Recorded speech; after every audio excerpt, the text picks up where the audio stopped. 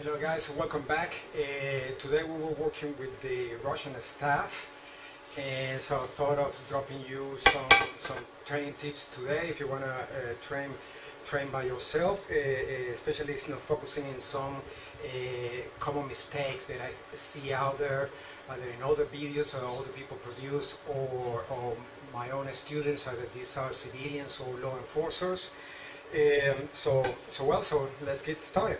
So the important with the working with the Russian staff is the motion. You have to keep the motion going, using the shields as a deflections, as I said in my other videos. So don't do blocks. We don't do blocks to protect our weapon, and that applies to all the spectrum of weapon systems. So whatever you're working, either this is with a firearm, a knife, or your baton.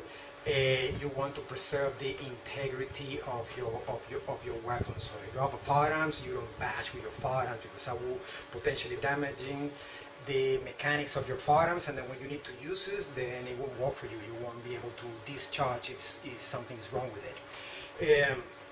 So yes, so doing the shields, now we got the back shield, that's that motion there. We got the side shield, that this one can either be backwards or can be forward, and then we got also back shield. We got the upper shield. So the transition of the stick could happen either here at the front, or most commonly it happens at the back. So I'm going to turn around. There is where the transition happens, when we're turning the stick, change hands there, and the change of hands is here. The taking hand is the one that comes on top of the gripping hands with these two fingers, and then this one releases and this one grabs. Right, again.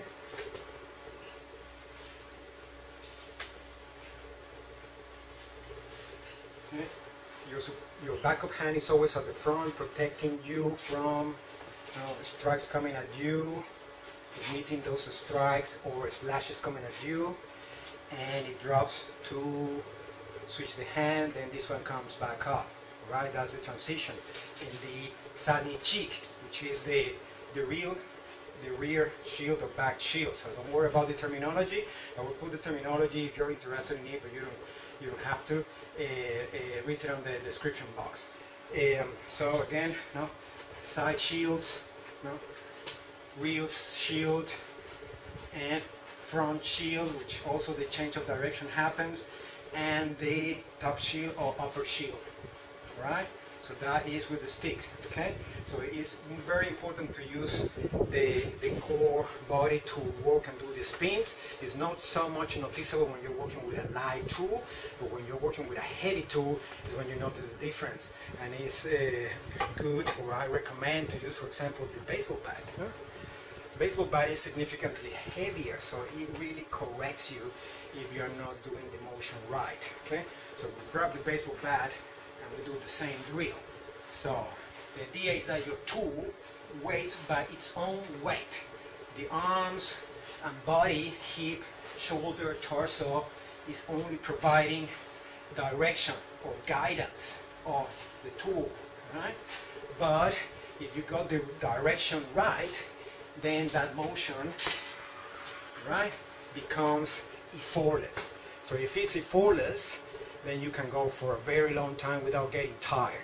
And that means that you got the motion right. So you have to train smart, not hard. So if you're doing the right thing, you'll be able to operate even a heavy tool. So when you grab a lighter tool, that is, for example, our expandable baton, then it becomes feather light. You can do all your shields, rear shield, side shields, forward, backwards, upper shields, and it's feather light. Now you'll be able then to deliver powerful and fast strike effortlessly. Right? So we're going back to our Russian staff. Okay. The other mistake that I see is the positioning of the bottom hand. Okay. Now I see this a lot. Grabbing over top when you are turning around the body. People get hit themselves. They hit themselves with bottom tip in the ribs. Even worse, so I have seen this, people hitting themselves in the chin. So this control hand goes at the end. That way you don't have to be looking at the stuff. You know exactly what it is, you know exactly where it ends. So when you move, you know, I'm going to do it very, very evident, you know, to make it very, very exaggerated, so make it more noticeable for the demonstration. Okay, you are swinging here, and you have control of the end of the stick, so you don't hit yourself. And your body changing direction, and you know exactly where the stick ends. All right. So that's another tip. Right? Another tip is the striking point. The wrist should be straight, where it's strong, and the wrist behind the stick at the point of impact. So I'm going to demonstrate on the punching bag, okay? Because if the hand at the point of impact is in the wrong place, two things can happen. One, if your grip is weak, then you release and the stick comes off your hand. And if your grip is strong but your wrist is weak, then clack, this happen, and then the wrist bend at the point of impact, and then you injure your wrist. All right, so it's good to do exercise to strengthening your wrist. Watch my video on exercises to develop a strong strike. At the beginning is the exercise for the wrist. Right. So striking then with the coming our shields, our rotations, and we set ourselves for striking. Point of impact in diagonal, so the wrist is behind the stick. Okay? For a powerful strikes, remember to use this at two hands work. So when this hand is going pushing that way, this hand is pulling this way. Boom. Same shoulders, same hips. Boom. Boom. Right? The whole body is behind the strike. Another tip. Measure roughly the length of your stick. It's a good idea to have a hole with your second hand around 1/3 of the stick. If you grab 1/4, yes, you can reach longer, but it's more likely that your weapon will break.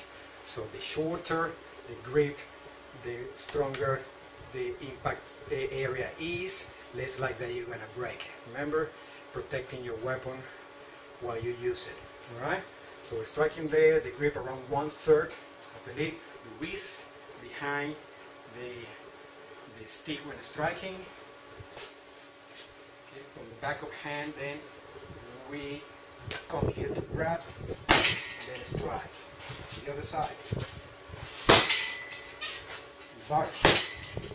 So if you're hitting at the bottom, say at the groin area,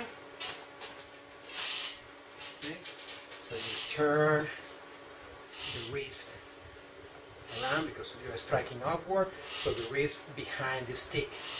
Boom, like a scooping motion. All right. When you're doing the reverse strike, I'm going to change hands here to demonstrate. Okay. The wrist behind the stick.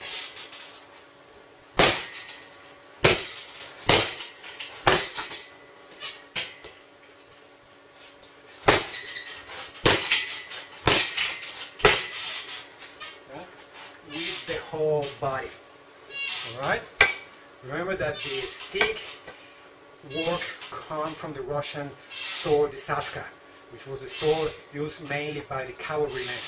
Right? That's where our shields, the spinning the sword comes from, and the cavalrymen riding their horses, they were rotating and spinning their sword as they were cutting and slashing the infantry troops of the enemy forces. Alright? So you can strike with one hand as well. Right? We won't have as much power as if you reunite the stick with your second hand and then do a two-hand strike. But when you are working with the baton, I wouldn't recommend to use your baton on the punching bag because you will destroy it. Better use the sandbag.